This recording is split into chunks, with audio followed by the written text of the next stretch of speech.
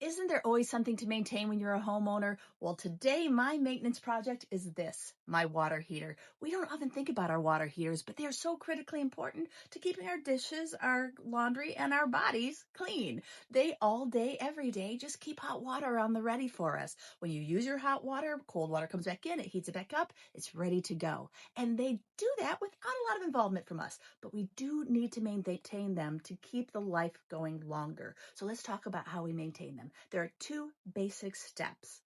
The main one is once a year, you or your plumber, I do it with a plumber, should drain it. There is sediment that will collect on the bottom of it, especially if you have harder water. The sediment is kind of like sand and it just builds up on the bottom. It prevents it from working so efficiently and it will cause it to eventually break down. So once a year, you should have it drained to get rid of that sediment.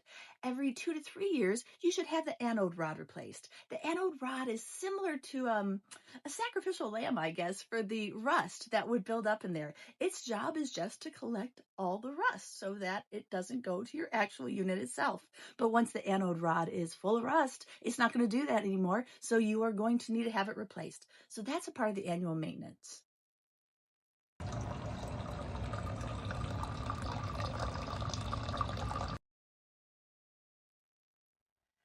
Typically, a water heater will last 8 to 12 years if you're maintaining it. And seeing they cost $2,000 to $3,000, it's important to try to get as much life out of it as you can. If it's getting near the end of its useful life, it will normally give you warnings. You will normally hear it making strange sounds. You will notice the hot water doesn't last as long. You may notice rust in certain places. You may notice some dripping.